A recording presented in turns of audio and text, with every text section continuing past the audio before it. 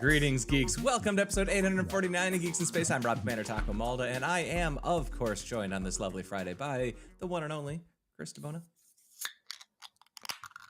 Ooh, is ASMR DeBona? Well, hang on. And Rob Roseboom. Hi. Hello. I was going to try cracking my neck, but I decided. Oops, went too far. Ratchet Man. Outdoor fiber optic cable. All right. For our podcast listener. Today, I've got two of these, and I have two direct bury Ethernet cables because I'm putting a shed on the property. And you got to have fiber to your shed. Well, yeah. If you're going to pull network, you got to pull two. And if you're going to pull two, you might as well pull four. So I've got two copper, two fiber. I will say the amount of like SFP. That's reasonable. The number of SFP cables that I have strung across my basement ceiling is a little bit embarrassing. My cable management, you'd be surprised at how poor my cable management is. Really? With your mental issues? It's not tidy? I'm amazed. You'd be amazed. Does it haunt you? No, because they're just like it's just hung over vents and like hanging over out of sight, out of mind. Yeah, it's in my basement. I don't care. Okay. It's safe. Well, let's see, gentlemen. It is August, and as all three of us are far too familiar, August is the month where news goes to die. Yes, it's a great time to hide some shit, like fuel tanks in Lake Huron. Yeah, right. See what I did there? Yeah, I see what you did there. Well, I was just gonna remark about how you remember back in the day when you would have a daddy pants shift, and it was like a Sunday afternoon or like a Saturday afternoon in the middle of August, and you've got two items left in the submissions bin, and they're both stupid, and they're the best you have, and you're just sitting there for like 3 hours hoping that somebody submits something better, and everything that comes in is stupid. Yeah. That's August. Well, that's when you get your perennial, someone will link to in the beginning was the command line. Bill Gates mugshot. Bill Gates mugshot. You'd see this stuff on Reddit and Hacker News, like, oh, look, somebody rediscovered Neil Stephenson. It's like, oh, must be August. You know, you can always put it on your calendar, like, oh, that's the day I'll post the Neil Stephenson link. Yeah, the last 2 weeks of August, man, until school starts, when every single person that works in academia is taking a vacation. Yep. Ugh, it's a nightmare. You still got to get 10, 12, 14 items up today. That's the quota. And you're not going to be proud of the last three. Russ Cox is stepping down as the Go lead, which is pretty epic. Long time. Passing the torches to his lieutenants. Russ is one of those nerds, by the way. So the running joke at Google, for me and two other people, it wasn't like a running joke in the company. It was I don't know, but I found these results on search. Oh, good Lord. Yeah. So a friend of mine just sent me a link to a song that screams Alexa all the time in it. Let me tell you what a freaking nightmare that is in this house. Brilliant that the guy did it, but yeah, kind of annoying. How does the song go? Yeah. I'm trying to make your Alexas go off. I will send you a link. Anyway, my frustration is the Apple one. The Apple name is two syllables that occur pretty frequently in language. So, for example, if two of you are having a serious conversation, suddenly she has to stick her nose where it's not belonging, and then we're watching TV. And it's like, I don't know what you're talking about. And then he starts playing a friggin' song. It's like, I hate you so much. Technology is not better. It would be by now. I know. But don't worry, guys. AI is going to fix it. We're going to have LLMs for all that noise. Figuring out the intention of your utterances. Yes, indeed. Anyway, but yeah, so Russ Cox, we used to joke that he was future Japan Prize winner, Russ Cox. He interned when he was like 16 at Bell Labs under Rob Pike and Dennis Ritchie, and it's like he's such a good computer scientist, and he was part of the Go Core team and founding team, and he's stepping down. Concentrate on 2 Go libraries, Oscar and something else. So yeah. Been there a long time. He's such a good guy. Yeah, we just traded some email about another issue, but yeah, he's a neat guy. Well, let's see. This F-16 story. He's so cool. He's so cool. You're jelly. It's okay. No, I'm not jelly. I'm so proud. I know this is weird. This is the same. I went to the Raspberry Pi offices when I was in Cambridge. Yeah. And they showed me around. I talked to their maker in residence. I talked to Eben, up to the founder and CEO, and just I'm so proud of what they've done. 50 million Pi devices. Good for sure. them. For sure. They're executing on the whole Linux on ARM thing. Kind of like they've been pioneers. We did all this work making Android work on ARM. And it's like, and the argument was always that Linux was the place to do this. Other people will be able to take advantage, not just Ampere and the server side, but like in SBCs and in desktop platforms, and watching them execute so well. It's been great. It was so cool to visit, I'm glad my nerd heart sang, man. I'm glad that you get to look to the descendants of your efforts and feel pride, because when I look to the descendants of my efforts, I see jitter. Well, what kills me about the legacy of Slashdot is that people don't learn.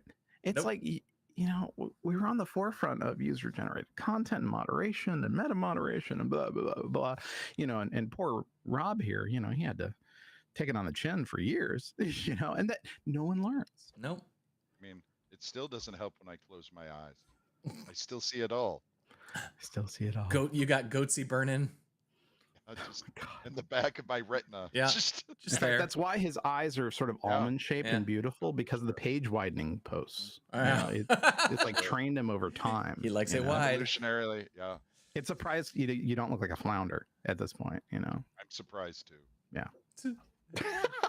All right. This F-16 story is not much to it, but it is pretty cool. And I wish there was a video or anything, but there was apparently an F-16 flying over Lake Huron. They had an issue. They had to drop a couple fuel tanks, and apparently there was an explosion visible from a hotel on the, and I want to see video. There ain't one yet. Tank landed north of Baldwin Resort Road on Lake Huron and exploded. Kablooey. Oh my gosh. The other landed in a Baldwin Plaza parking lot near Tractor Supply. Yeah. Holy shit. So yeah. I'm just picturing like, oh, that's not what you want from your tractor.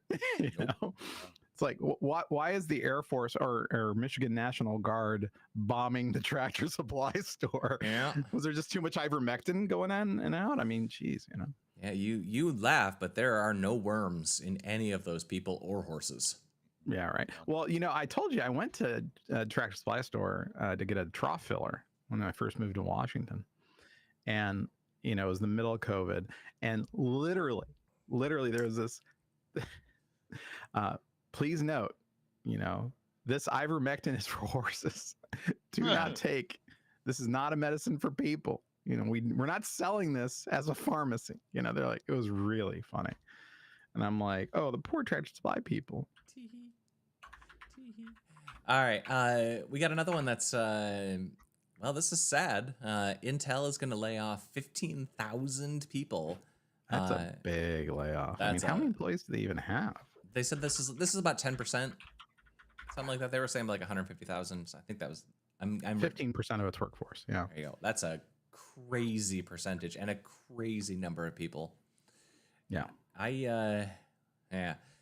I hope that this turns into lots of interesting startups. Well, they said it's on things that aren't vital. Yeah. I'm like, okay. So not the people trying to fix your power delivery problem on your K series processors then, huh? But definitely the people who are in charge of issuing refunds and replacements. There's a reason I have a 12th gen processor here. Oh, did you buy a 12900? Yeah, I bought some 12900Ks to replace some soon to fail, because it's like a war. Will it fail before the BIOS gets updated? Yeah. And like this machine here, I cannot update its BIOS. Nice. Like, I don't know what Gigabyte is doing, but like, taking their time. If you go to the page for the firmware updates, mine doesn't exist. Like, there's a like a let's see, an April update and a July update. There's no May update, which is what I'm running. And I'm like, how do I have a BIOS that doesn't exist? And it Live in won't the black update hole. to the July one. And I really need the August one. Yeah, well, they haven't released those yet. They're supposed to be middle of August. They're going to release those just in time to shake up the news cycle with the final release of the next gen of Ryzen. Yeah. Honestly, I'm not buying another Intel high-end processor again. I'm just going to go AMD 7950Xs for the foreseeable future. All three of my gaming class PCs are Ryzen's. I do have, I actually have several N100 level CPUs in my cluster. They're great. Those are so cool. It's like I got 4 of these Raspberry Pis here. I've got probably 22 on the network monitoring UPSs and switches and all the rest. They're great. You're talking about the Raspberry Pis, but like I actually replaced all of my Raspberry Pis over the last few years with N100 level boxes, just because everything on those is exactly the same as everything that I'm used to. The Raspberry Pi always has weird little things that make it not the same. Like even dumb little things like having to use an SD card for my storage. Like, come on, like it's 2024. Can I just have an NVMe now without a hat? But I'm not that use case. Yeah. So yeah, Intel in trouble. That's it's scary, honestly, because these are the big dogs. Dungeons and Dragons. I don't know if you had this on your list, Chris, but they're going to be releasing their 2024 rule sets under a Creative Commons license. Now they probably by NC, no SA, no change, Yeah. Not one of the. Yeah. CC by 4.0. Okay, it's not bad. A little bit of attribution is not the end of the world, I don't necessarily mind attribution. I mind charging. Yeah, I mean, CC BY is a legit license, a legit sharing license, I was worried that we were going to do a no change, non-commercial, no. Of course, I want to see it. Where's it at? System reference document. Of course, now that means we have to buy new books, right? I never bought the 5th Ed books. I'm still just using the D&D Beyond app. D&D Beyond is the only way to do it. So yeah, I bought the books, but yeah, I almost never use them. In fact, I don't know that I've ever opened up the Dungeon Master's Guide that is in my shelving over there. Well, wasn't that the discussion in the D&D chat room? Somebody lost their Dungeon Master's Guide, or somebody found an extra Dungeon Master's Guide and nobody's sure whose it is. Yep. That's how much we use it. Yep. You need it so often. One of my ex-employees, who's based in London, I went over to his place. Saw his baby, but also he's got 3 Minitels in his house that he's networked up. Oh, cool. And he can log into Lambda Mud and do all kinds of stuff from it. It's just really cool. That's awesome. Sorry, I know it's not anything to do with D&D, but who cares? It's August, man. We can do whatever we want. Do you ever watch Dave Plummer on YouTube?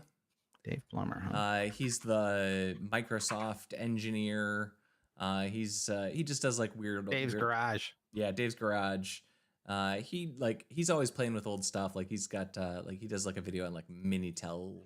He did something on CrowdStrike. Yeah. He does modern stuff too. But he gets a lot of old computers and has been doing fun restoration stuff on that. I watch that dude. It's funny, who I ran into was Danny Hillis, and we were talking about the Living Computers Museum in Seattle. They shut down, and they had a bunch of old hardware, and I think they had a connection machine. So Danny's like, I didn't give it to him. I lent it to him. I should get that back. I'm like, yeah, you should. Good luck. Yeah. I tell you, man, if I had Paul Allen money, that's what I would have done too. Well, the problem is when you die, somebody's got to clean it up. Your stuff. I mean, isn't that technically true regardless of the level of wealth? Because we've all had relatives die, and that kind of leaves a nightmare for you. Like between my sister and my parents, I was saying to my wife, I feel like I have too much stuff. I get too much stuff. She's like, what do you have? You've given so much away. You know, I'm like, yeah, okay. You know, like after my sister died, I think I gave away 2 pallets, 44 racks high of hardware that was left over from the VA days. You know, hardware, like bins of T-shirts. I'm Totally. like, what am I going to do with that? For? You know, and there was some nerd in the Sierras who went to the hospice and was like, the hospice store, you know, the thrift store, and he was like, "What's happening?" Right? This is incredible. Like tons of machines, probably 2 tons of hardware, and they're just like, "What is all this?" I'm like, clearing out my basement, and they're like, "What? What is your basement?" Yeah. I'm like, oh, I had a crawl space. I don't know if you have Paul Allen money. I would just bury it with all my possessions like a pharaoh. Oh, like a pharaoh. Yeah. You can have canopic jars of all of the other dead co-founders of Microsoft. Yeah. Yeah. That checks out. Yeah. Do we have anything else we want to get off our chests before I share with you some media discoveries? I haven't seen Deadpool and Wolverine yet. I watched it. I told Rob just before you got on the call. I went again yesterday. It was that good, huh? It's fun. It was really enjoyable to watch it the second time. And like, so the first time through, I'm laughing loudly. Rob knows I laugh very loud when I find things funny. You do? I'm a loud laugher in movies. But I laughed very loud. And because of that, I missed a large number of jokes. And the second time through, I didn't laugh out loud as much. So I was actually able to hear many of the jokes and see many of the visual gags that I was laughing too hard to notice the first time through. And it was nice. Wow. It was nice. Very enjoyable the second time through as well. I had, so last night I watched a really weird one called Problemista. Have either of you seen Los Spookies? No. So it's a Spanish language. I don't actually speak Spanish. No, you have to watch it subtitled. But it's like a ghost story thing. I think Fred Armisen is in it. Alejandro is an aspiring toy designer from El Salvador, struggling to bring his unusual ideas to life in New York City. Yeah, but Tilda Swinton is also in it, and the RZA is in it. But it is RZA. Yeah. It's a really interesting, highly stylized. It's got some really cool visuals scattered throughout it. So like he's like navigating the absurdities of trying to migrate to New York and like get a work visa or whatever, and he has all these imaginative ideas, and his ideas are really funny. Like I'll spoil one. It's a slinky that won't go downhill. To teach the kids an important lesson, and then they'll cut to an insert shot where the kid's trying to get the slinky to go down the stairs, but the slinky just keeps springing back up. It's all really weird and absurd. But the main thing about it is Tilda Swinton is playing like this art critic super Karen, maybe. But it is just an absolutely over-the-top performance, which is really fun to watch. My only beef with it really is that like it's a little inconsistent in terms of like its look. There are scenes that are meant to feel dreamlike, but they and they're looking cheap, and they look cheap. And I know that's a stylistic choice that I think they're making. But like the movie, like sometimes it looks like they're spending the money, and then other times it looks like almost people. I don't want to say I don't mean to be derogatory. Like it's not people in their backyard with their camera, but it's not like there's not a lot of thoughtful framing of shots. It's not a cinematography masterpiece, right? And the thing is, some of it really is, and then you have other shots that just feel like they didn't spend. But it's the time. Saving Bikini Bottom. Is SpongeBob in that? Yeah, Cool. I like that. Anyway, I'd recommend that one. It's no Cabin Boy, though. Oh, it's no Cabin Boy. These pipes are clean.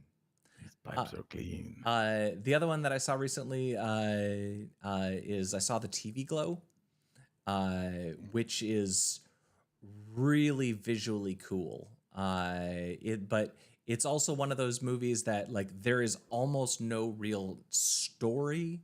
It's entirely a vibe thing. like getting you to feel a certain way. And the thing you're supposed to feel is like it sort of tracks a middle school kid, and he's introduced in middle school by a girl, like a high school girl, a couple of years older than, to a show which is essentially Buffy the Vampire Slayer. And this movie is all set, like it's set in the mid '90s. Yeah, the show is called The Opaque Pink. But like, and they cut from clips from it. They play with aspect ratios. They play with, they play with like sometimes they'll have like little insert shots from the show. And you sort of track this kid. The girl that introduces him to the tape goes missing. But the thing about it is that it's not really a narrative story. It's essentially a trans allegory, and the whole thing is just meant to make you feel like, I assume the director or the writer, somebody, like it's meant to make you feel how this person felt. And it's pretty successful and pretty amazing, and really worth your time if you want to watch something that is a little bit more challenging. Because it's not like, and then they go to place X and they fight the thing and they tell the joke and there's the explosion. Like it's going to make you feel stuff, but not tell you like a clear narrative story. But I definitely recommend it. Cool. Deadpool and Wolverine's playing at the drive-through. That'd be a fun one. Oh yeah, there's a drive-through in yeah. Okay. That'd be a fun one. Maybe. I'd like to see that. I'll go to my local, but that's kind of cool. Honestly, that's one that I enjoyed. I'm glad that I saw my first run through of that on a big screen. Let's see. I watched A Quiet Place day one. I was hoping for better. Yeah. It's fine. It's Prequels good. are always tricky. It's fine. It's good, but like, and there's lots of cat stuff in it. The main character has a cat on a leash. The monsters are super creepy. I'm always in for a good monster, an on-screen monster. But I think I've seen this before. Like I've seen monster movies before. And it was weird to me that they figure out right away, most people, that they just have to be quiet. In the original Quiet Place, they talk about how that took forever, but in this, a bunch of people just figured out right away. They just know. It's weird to me. Yeah. There's going to be another Boys spinoff called Vought Rising, which is also a prequel. Yeah, Soldier Boy, and I think Stormfront. And Stormfront. Yeah. Sorry, as Liberty, of course. Oh yeah. I liked the actress who played that. She was in Aya Cash. Yeah, she's great. She was in another show that Kat and I watched, a sitcom-y type thing, like something about like I Hate You or something. And she was really good in it. You're the worst. Yes. She's really fun in that show. She kind of stole that show. The other actor, the male lead in that, was weak. Yeah. By comparison, anyway. I also saw I Used to Be Funny, which did either of you watch? Title of your sex tape? What's that? The title of your sex tape. Yes, there you go. Have either of you seen Bottoms? No. So is it about gay porn or something? No. You should definitely 100% watch Bottoms. It gets all my thumbs up. It's just a teen comedy. Like up, both of them? What's that? You said all of your thumbs up. So both of them? Yep, both thumbs. Both thumbs for Bottoms. For Bottoms. Yep. I'm a big fan of thumbs and bottoms. Okay. Yep. No, that's fine. It's high school. It's fine. We're all adults. We're adults. It's cool. It's Bottoms is gay high school girls form a fight club. Oh, I have seen that. Yeah, I forgot what it was called. Yeah, it is crazy funny. Yeah, it's like as funny as that genre of movie gets. It's the queer fight club. Yeah. Thing. It's great. I give top marks. But the one of the girls from that is in I Used to Be Funny, and so I'm all like, okay, this will be funny. Like she'll tell jokes and stuff, but it's not. It's all about PTSD and like. It turns out most of those actresses don't actually write the movies they're in. Right? So. What? Yeah. Well, I've They seen just say whatever words are in Everything front with of them. selfie movies now, right? I right, mean, right.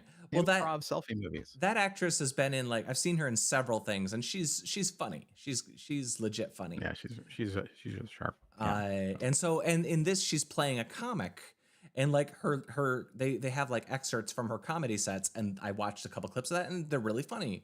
But the movie itself is like really, really depressing. It's all like, I mean, it's about assault and stuff, and like people dying of cancer, and like Where all comedy is born. Yeah.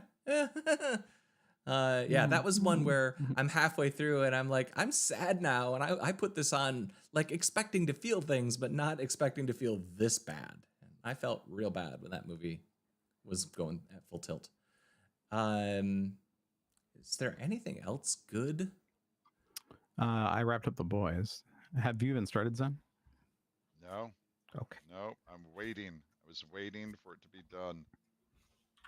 I'm also doing that with House of the Dragon this year because, man, it's too many characters in that for me to follow and remember. I watched the first 2 or 3 episodes of House of the Dragon and then took like 2 weeks off. Watched another episode and was like, I can't remember any of these people after 2 or 3 weeks. Oh, Matt says Intel's stock took a dive. He's 12 minutes or 21 minutes back. Yeah, buy opportunity. We're not financial advisors here on the Geeks in Space podcast. We're also not lawyers. Yeah. Past performance is no indication of future value. Just But you should all buy Bitcoin. And CrowdStrike.